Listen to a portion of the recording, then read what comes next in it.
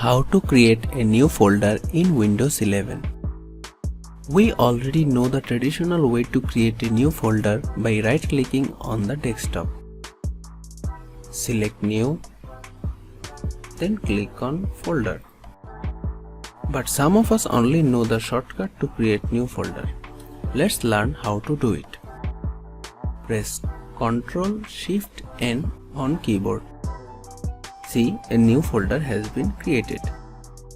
And there you have it. We have successfully learned how to create a new folder in Windows 11.